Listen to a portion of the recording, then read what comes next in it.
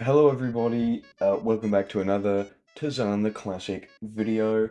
And today I will be rating, as you've probably read on the title, different generations of Holden Commodore. I'm going to be honest, this is mostly based off of vibes and at certain points, technical specification and upgrade. VB has to be S tier, purely for the fact that it started the whole Commodore line. That's a non-negotiable for me. Non-negotiable. The VC, on the other hand, I will say, given the fact it didn't improve much, I mean, it improved a few things, but it is, in pretty much most aspects, the same car. I'm going to have to give it at least a B tier for, well, it's technically newer, but it's basically the same. I mean, I still like it though, but it's basically the same. And a similar thing applies. Actually, you know what? I think we'll put the VC to C tier, and then the VH to B tier, because it improved definitely a lot more, but it's still kind of that same formula. It's just, it looks slightly different. But then, obviously, we get to the VK series. I quite like the VKs. I like how they look, and again, they definitely improved on a few things. I would give this an A tier, and again, like I said, this is mostly on vibes. I just kind of like it. But then that leaves us to the VL. The VL, not to be the typical VL Commodore Calais Turbo Cuz, but I definitely have to give this an S tier. Not only because of visually how much it changed things, but also the fact that it in terms of the 6-cylinder, obviously it brought in the RB30E, which, if you didn't know, was actually done because Holden couldn't get any of their carbureted 6s to run on, the soon-to-be instated unleaded fuel only, brought in by the government regulations and such. The VN. Now, the VN is an interesting one. Again, I quite like the VN. And it also had a few, especially, historically major changes, such as the fact that not only is it much larger, but it also introduced the Ecotech V6, which, including myself, is very beloved among Holden people and slagged against by non-Holden people. I'd honestly have to say that the VN is definitely, I know this might be controversial, it's at least a B tier car, and I say that mainly because the VP that succeeded it, definitely at least an A tier. It improved so much on some of the issues that the VN had, but again, as you can tell by the weight of this list so far, I definitely like them a lot. The VR. I like the VR. It's very nice stylistically. It changed a lot. It definitely improved on a few things, such as upping the general, in retrospective, of course, the general safety of the vehicle. Still didn't really have airbags as standard. Questionable.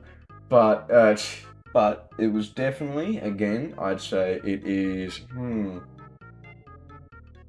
let me think.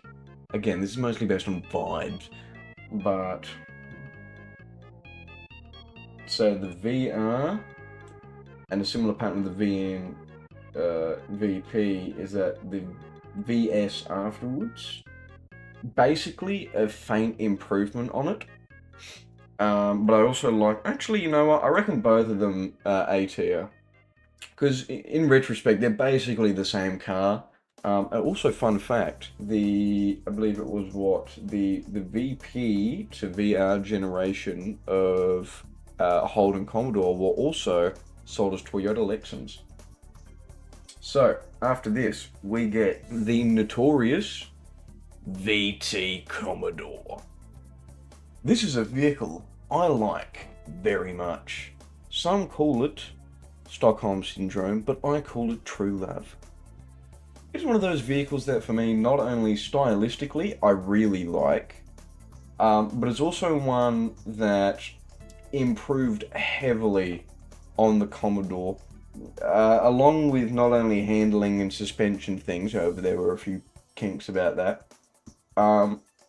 It also moved on to a different platform, I believe, which is what allowed for them to change the body in such a way, but it also included, to some people's demise, electronics. Well, you know, more advanced electronics to control the engine better, you know, traction control and things such as that manner. And it also bumped up the Ecotech to 147 kilowatts, which doesn't sound like much, because it's not. I mean, don't get me wrong, it's still fine for getting, you know, day to day and doing one peggers and such. But foreshadowing here, it stays there for a bit, but this is a car I like a lot, and I definitely have to put it at S tier. The VX, on the other hand, it had a few improvements. Stylistically, I don't mind it, but I also don't like it that much, mainly because of what they did to the rear garnish. On the VT, I really liked that full rear garnish, and they got rid of it except for the Berliner, where they kind of integrated it to kind of sweep above the license plate.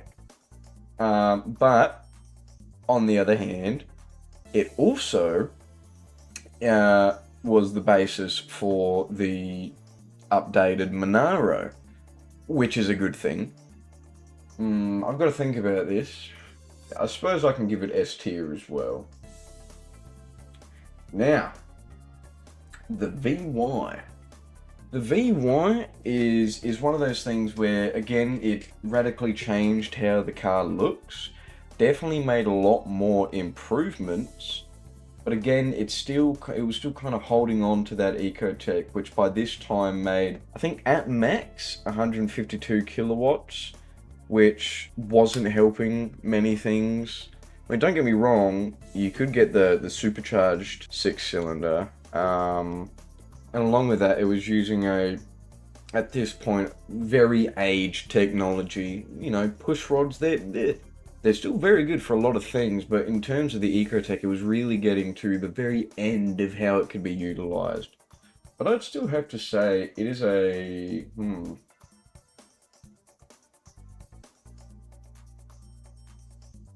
This is hard, because I feel like I'm putting too many up here, and I have to be negative about something.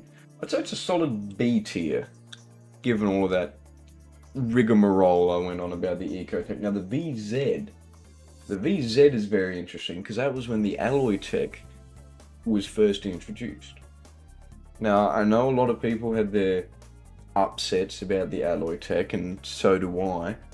You know, the dreaded tiny turns and such.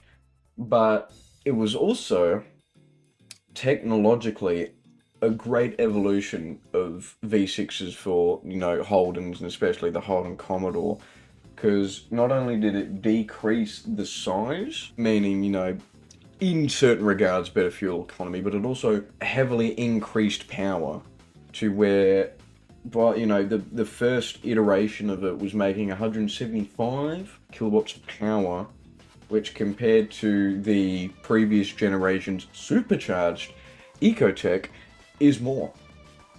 And it also introduced the SV6 line of vehicles, which I feel like a lot of, especially Holden fan P-platers, would like, because it's quite a fast car compared to, you know, power to weight ratio, and is P-plate legal, because it doesn't have all that forced induction nonsense, and it isn't 8 cylinders. And overall, I definitely have to say it is a much better iteration of the VY. And I like it a lot more. I'd say it's a solid A tier vehicle. Now, the VE. The VE is something I do like and dislike at the same time. I'd say early iterations, especially its, you know, stock ride height, but even just, again, early iterations, they look really fat. And I've never really liked that about them. They've always looked really, really fat. But, on the other hand, it was also the first Holden Commodore to be fully designed in Australia rather than being re-engineered versions of predominantly opal bodies and stuff. Don't get me wrong, these are still, you know, individualized in their own merits. Maybe not the first three, but most of them. The VE is one of those ones that was fully engineered in Australia. You know, and again, the alloy tech, which is a very nice engine. Honestly, I'd have to say, definitely. Ooh, here's where it gets. I was gonna say S tier, but here's where it gets. Like, I get a bit annoyed with it. So I don't mind the executive trim getting replaced by the Omega trim, but I do kind of care about the rest of them, because if I'm not mistaken, it was some kind of nonsense of it. It was Omega, I think Bellina, then Calais, and then they you know, near the end it was like, oh, there's Calais V, but then at some point they also replaced the Omega, and then they were like, no, this is the Evoque now. Oh, okay, you're just gonna forget the name. It's a shit name, I guess. And then they just kind of kept trying to shift the trim levels, and I think that's led to a bit of confusion, because some of them are names that we know, and we've known since, I think, at least the VK. But then they just couldn't decide on one, and then there was a whole bunch of like, oh, this one's the city one because it uses that technology, and then it's like, But I think overall, in general terms of a vehicle, it's pretty good. I've been in them. Very fucking large, okay? Massive vehicles. Especially the rear legroom, you get fucking enormous. You could fit like another person there. Especially compared to previous generations. I'd say, again, a solid S-tier vehicle. Now the VF, again, very, very good, very good. Few minor drawbacks, such as the fact that they can so very easily be stolen. But in terms of like an actual car, it's a very pretty car. It's a very nice looking car. Very sporty looking, even for lower trim levels. Very, very nice. And once again, I'd honestly have to say that it's an S-tier vehicle. And now we've got the ZB Commodore, which is complete fucking horseshit. As a car, perfectly respectable. Again, if it was here as like the Holden insignia, again being, because it's, you know, opal/Vauxhall insignia, I wouldn't mind. The fact they intended that to be like the next generation of Commodore, except we're just going to ignore most of the Commodore-ness about it. Only liftback or wagon. The wagon I don't mind. I love wagons. The liftback, you can get it either 4-cylinder, which, you know, this is Australia, not New Zealand. Insert fun fact panel.